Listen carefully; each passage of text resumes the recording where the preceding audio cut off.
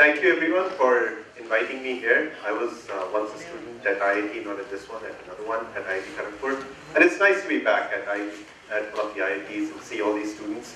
And I hope this talk will motivate you to go further into the research line. Most people from IITs these days go to startups, while a few of us still do research. And I would like to, the previous talks were really exciting, really motivating, and I hope this one is in the same line, motivating you to do research in new areas. So my talk is on a new wireless networking paradigm. In this talk, I'm looking at a new way in which your cell phone or your laptop could connect to the network. And this work is jointly done by a lot of my colleagues. Thomas, he's in MSR Asia, Victor Bozidar. Ivan Tashev is a researcher in audio. So this is a wireless communication research, but we had parts of it which had to do with audio interference. Paul Garnett and Paul Mitchell are actually lawyers. We had to talk to lawyers as part of this work as well. And a bunch of really smart interns. So the previous talks that you heard, the first talk by Andrea was on integrated optics, by Drew was on visualization. And then Eris talked about an application of those in terms of genome coding, how you could use those tools to understand genome coding. And here, today, this is again one of those applications of the fundamental research where we are using those techniques to come up with this new wireless networking paradigm. So why do we need something new? What's wrong with what exists? Or what's missing? So this is data published from, this is published a couple of years back. YouTube said that there are 24 hours of video that is being uploaded every 60 seconds. This is 2 years back, now it's much more. There's another data from Cisco which says that there's going to be an increasing demand of mobile data from cell phones. And many of you here have smartphones, have an iPhone, have a Windows phone or an Android phone, and you upload or download a lot of data. And so the third statistic is by Ericsson, which says there'll be 50 billion devices that will be connected to the internet. And the last one is by the FCC. A lot of these numbers are generated by analysts, and you might be skeptical of these individual numbers, but the main takeaway of this slide is that there is a trend. There is an exponential increase in the demand of mobile data, mainly driven by the number of cell phones and the number of devices that are connected to the internet. So now, how are we going to support this increased data demand? Where do we get the extra spectrum from? So if you look at this chart is the spectrum allocation chart by the FCC. This goes from 3 kilohertz from the top left to 300 gigahertz on the bottom right. This is the frequency spectrum. And nearly all of it is allocated for one purpose or the other. This is the allocation chart from the FCC. This is the same in any country you go to. We work with a lot of spectrum regulators in different countries, and it looks similar. The entire spectrum has been allocated for some purpose or the other, for your cell phone, for Wi-Fi, for TV broadcast, for your FM radio stations and whatnot. So where are we going to get the extra spectrum to support the increased mobile data demand? So what we then did was we actually went around and studied the spectrum utilization in the allocated spectrum. This is one such measurement in Redmond, in Washington. What we found out is that even though the spectrum has been allocated for one purpose or the other, for TVs, for radios, a lot of the spectrum is not in active use. So for example, in FM radio stations, in Bombay you have a lot of FM radio stations. I'm from Jamshedpur. There we just have 2 FM stations. Most of the rest of the FM spectrum is just lying vacant. No one is using it. So this is an interesting trade-off, where I showed you the previous chart where the entire spectrum was filled up because it's been allocated for one purpose or the other, for FM radio, for TVs, but most of it is not in active use. In the rest of this talk, I'll focus in the context of the TV spectrum. So for people who are in my generation, well, I've already got a generation now, we used to have these TV antennas. We used to watch TV with these antennas that were mounted on buildings. There'll be someone outside telling someone else to move the antenna in a particular direction so that we could get antenna TV reception. But I tell you, because most of you have grown up in the cable generation, right? You haven't seen those form of TVs. But there is spectrum that is allocated, a huge amount of spectrum that is allocated for TVs, for this over-the-air TV, even though you have cable networks. So in this chart, I'll show you where the TV spectrum is. Suppose you're going from 0, so DC to say 7 gigahertz, it should be 7,000. In green, what you're seeing here is the amount of spectrum that is allocated for Wi-Fi, the Wi-Fi that you use on your laptops. So 2.4 to 2.5 gigahertz is where 802.11 ABG operates, and 802.11a operates in the 5 gigahertz spectrum. The TV spectrum, which is so underutilized, lies there, 54 megahertz to 698 megahertz. So from basic physics, some of the properties of lower parts of the spectrum is if you go lower in the frequency domain, your propagation characteristics are really good. So if we could use that part of the spectrum, say to deploy a Wi-Fi network. Say you buy a router, a Wi-Fi router, go to Best Buy, or over here, I don't know what the electronics store is, but you go to an electronics store, buy a Wi-Fi router that is operating that part of the spectrum, you can access your network from more than a mile away. You could be sitting a mile away and still access your Wi-Fi network. So that was what the motivation was, to try to use the spectrum in some way, right, even though it's been allocated for TV. So it's used by TV, it's also used by wireless mics, like the mic I'm wearing right here. This is operating in the same part of the spectrum. And wireless devices right now, like your wireless data devices, like my cell phone and laptop, are not allowed to use that part of the spectrum. Until very recently in the US. In India, they're still not allowed. So what I mean by white spaces are the unused TV channels. So from 54 to 698 megahertz, there are 50 TV channels. And some of those channels are not used. So white spaces are the unoccupied TV channels. That's what I'm using this on this top. There are a total of 50 TV channels in the US. Each channel is 6 megahertz wide. In India, there are more TV channels and each channel is 8 megahertz wide. If you look at the amount of spectrum, that's 300 megahertz, 50 times 6. In India, when last year, I think, TRAI, the DOT auction, you all have heard of the 2G scam and the 3G spectrum scam and so on. There was a small sliver of spectrum that fetched billions of dollars. And this is 300 megahertz of spectrum that has been allocated for TV. And most of it, as I showed in the previous slide, is not in active use. So what we are proposing is this new wireless networking paradigm called dynamic spectrum access. So what is this paradigm? This is one slide. If there was one slide I wanted you to take away from this talk, it's this slide. This is the paradigm that we are proposing. Right now, the way wireless networks operate is, suppose I have my chipset here, my cell phone chipset, my Wi-Fi chipset. They can operate in that part of the spectrum. The chipset is designed such that it can immediately start transmitting in the portion of spectrum that has been allocated to it. What we are proposing is something different. In this graph, we could have done a better visualization. I should have talked to Drew before. He knows this stuff much better. So this is a two-dimensional graph. There's power and frequency. And there are some primary users. By primary user, I mean TV channels. These could be TV broadcasts, your TV tower broadcasting channel. This could be your FM broadcast. This could be my wireless mic, being one of the primary users. This should actually be a third dimension in time. But for simplicity, I'm not demonstrating it here. So what we're proposing is that devices, like these new wireless devices, would first scan or somehow figure out what portions of the spectrum are not in use, and then start transmitting in those available frequencies. At the same time, they'll constantly detect if the primary user shows up. As soon as the primary user shows up, it's going to move to a new frequency. And depending on how much frequency is available, they'll change their frequency, their bandwidth, as well as the power. So in a sense, what we're proposing is these new cognitive or smart radios. These radios are like your laptop and your cell phone. Suppose they want to communicate with one another. They're going to constantly scan the spectrum, figure out which portions of the spectrum are not in use, what portions are commonly available at these two devices, and start communicating with this spectrum. So this is the main thesis, the main proposal that we are after. So I have been working on this for a very long time. Starting 2005 is when I started working on this, and we're continuing to work on it. We're not done yet. And as with any project that goes on for so long, for 7-8 years, it's gone through various versions. So in version 1, when we started looking at the problem, this is right as I joined Microsoft Research, I started looking at this problem.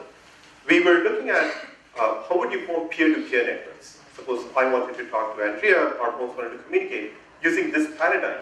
How much throughput could you get? How much capacity would you get? That was the first problem. In version 2, we actually built a prototype device. I'll show you a picture of that device that we built. And And here we also deployed a system in a small part of our building. This paper got the Best Paper Award in ACM SIGCOMM, which is a top-tier networking conference. In version 3, we said, you know what, we've done a small deployment. What if we deploy it on a large network, large area, and see how does it interfere with live users, live TVs, live wireless mics. And this version 3 is when we built this, and we got a lot of coverage, a lot of spectrum regulators from around the world came to Redmond to see our demo. And in version 4, which is ongoing right now, we are moving beyond, so we did all this in the context of TV spectrum. Right now we're looking at other spectrum, where satellites operate, where radars operate, your weather radars, your military radars. Can we operate in that part of the spectrum? And that's something which is actually going on. So in this talk, I've given you the DSA, that stands for Dynamic Spectrum Access, that's a paradigm, and a small primer.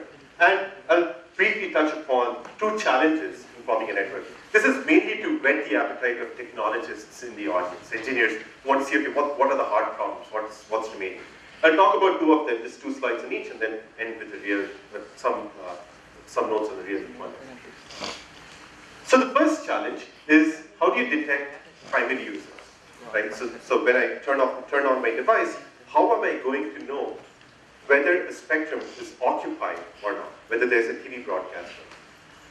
So there are 2 ways of doing that. The first one is sensing. This is the device that we built. So suppose this is your existing device. You have a laptop which has a Wi-Fi card, and this is what it is. So if you have to make it, if you want to determine whether a spectrum is available or not, what you need to add is a separate device that's going to sense the spectrum. What this is for people, so as I said, these 2 slides are getting a little bit deep. If you don't get it, it's fine. You can ping me later for more questions. So over here what you have is, you have a UHF RX starter board and an FPGA. The FPGA is just getting the raw time samples, and then we do the FFT on the PC, and then we do feature detection. Just looking at the frequency domain representation of the signal, we are trying to infer whether the spectrum is occupied, in this case, by TVs or wireless mics. We came up with these feature detection algorithms. And then based on if the channel is free or not, we start operating in that part of the spectrum. But the problem with this approach, this is the first approach we built. This is the first prototype we built back in 2006. A problem with this approach is that you need a separate device, a separate chip. Imagine your cell phone starts using this technology. It'll need a separate chip to do sensing. That's going to increase cost. That's going to drain more battery from your device. So even though this is very accurate, it has its own set of problems. And this is the feedback we got from FCC, from different companies that we talked to. So based on the pushback, we came up with another technology. So by the way, before I go there, this is the device, and this is an antenna. This is a whole other research area that's still open. That is, if I want to use that spectrum in mobile devices, how do you build a small antenna? This antenna is the size of a hat. Right? You can actually wear it. One of my interns clicked a picture wearing this antenna. This won't fit on your cell phone, and we don't expect people to be walking around with this hat. So we're still actively investigating this. There are folks at Google working on this problem as well. So, as I said, the problem with that approach was the need for a separate chipset to do spectrum sensing. The alternate approach, which is more computer sciencey, is to use a web service. That is, rather than doing sensing on my device, what I could do is, I could go talk to a web service over the internet, and that would tell me at my location what channels or what frequencies are available. Right? So we actually built this. You could go to whitespaces.msresearch.us. We have a live web service where for the US you input any location. It will tell you at that location what frequencies are available, what frequencies are not. If you go to whitespaces.msresearch.us/Singapore, here I'm working with the Singapore regulators, and this web service is being actively used in a whitespaces trial that the Singapore regulators are doing.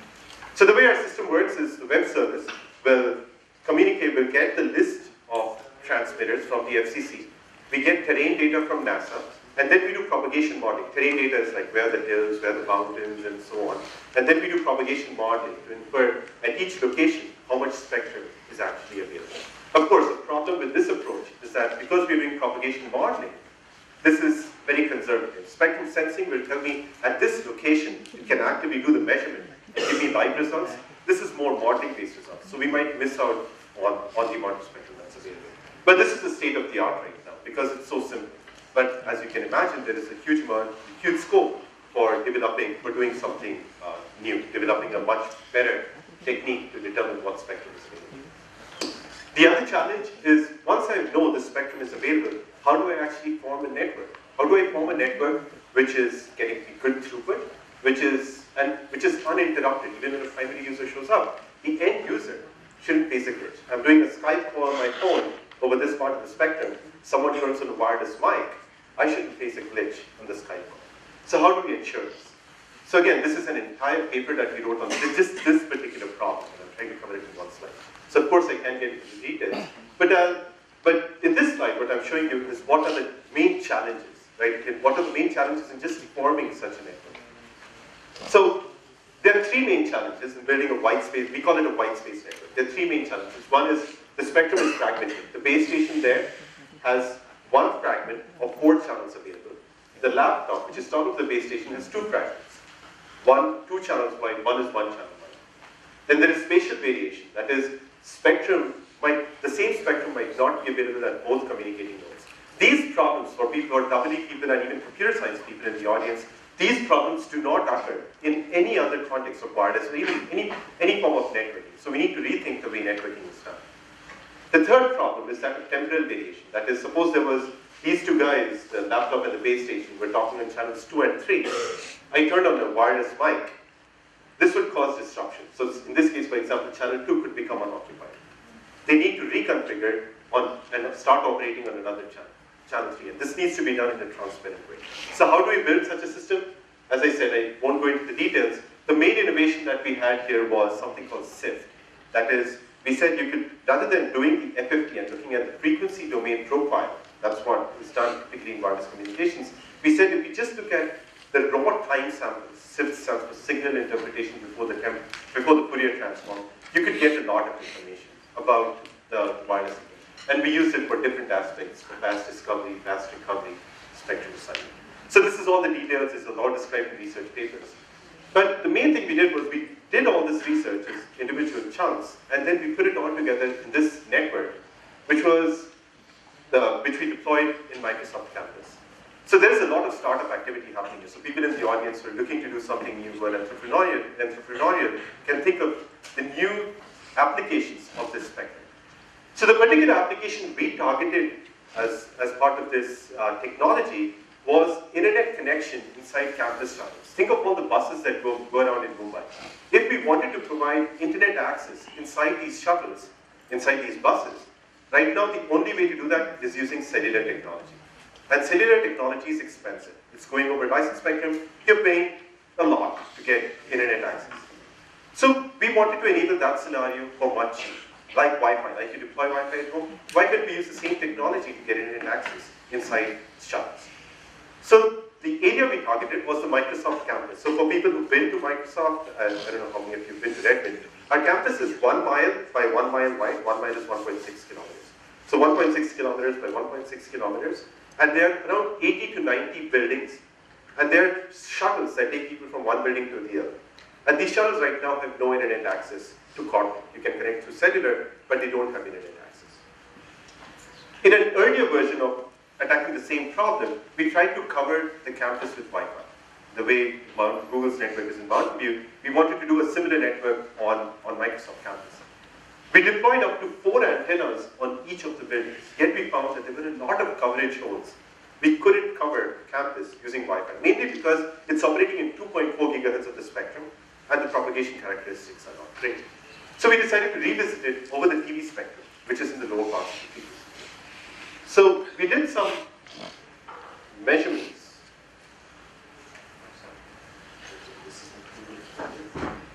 So we did some real measurements. That's a base station I deployed in one of the buildings, and I drove around in a campus shuttle all across campus. This is 1 mile by 1 mile radius. And we plotted, okay, what does the signal look like at different locations? And this graph here shows you the signal propagation. The x-axis is distance, y-axis is the signal strength. This is the distance from the base stations. As you can see, over UHF channels, TV channels, you can get range of up to 1 kilometer, which is better than what you can get over Wi-Fi right now, which is about 100 meters. Right? So you can get a range of about 1 kilometer, you're still getting a decent signal strength. VHF, well, you can go all the way to 1.2, 1.6 kilometers, the signal strength. So what this graph is showing you is that that part of the frequency spectrum, the TV spectrum, over which we are doing dynamic spectrum access, provides you really good propagation. and it propagates really well through buildings and walls and so on.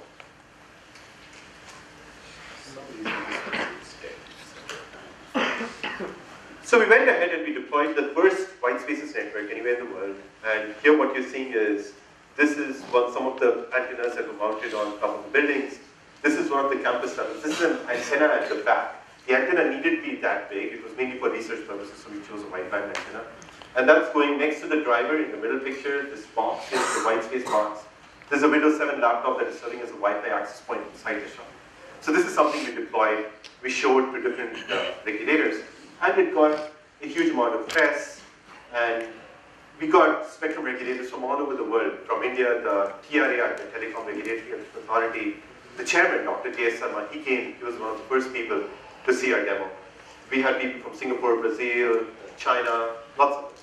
And the FCC chairman himself, he came to see our demo in August 2010. And the US Acts passed. He came to visit our campus in August 2010. In September, the Congress voted and it was all made legal. So right now, this technology is legal in the US. Dr. J.S. Sharma visited us first in 2009. Nothing has happened in India. But we're working on that. We haven't given it up. So that said, whenever you do such interdisciplinary research, as I said, I didn't talk about the part where we were talking with audio, we were working with speech researchers.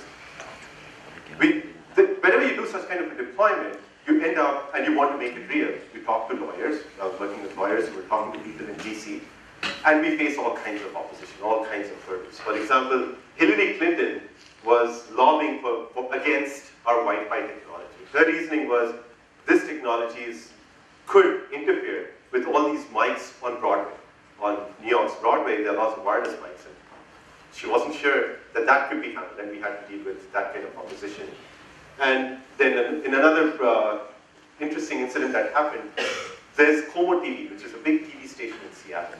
The CEO of that particular broadcasting company, they contacted the CTO of our company and the head of legal.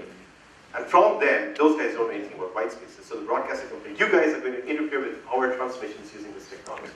And then those guys filtered down to us saying, hey, what are you guys doing with white spaces with this kind of research? So we then had to call over the CEO to our building.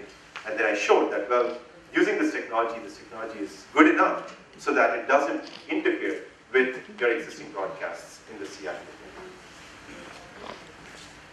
So that's it. I would like to conclude this talk. I talked about this new wireless networking paradigm for dynamic spectrum access. And this enables a lot of new applications, as well as a lot of research problems still open. I said that we proposed this technology, but this is not yet done. Right now, there's a lot of startup activity that's happening, and this technology will likely take another 5 to 10 years before you see it in real practice, in mass production. There's lots of standards bodies work happening, but there is a lot of open problems left and a lot of startups that are working on these problems as well. You can learn more about this research by going on this website. Thank you.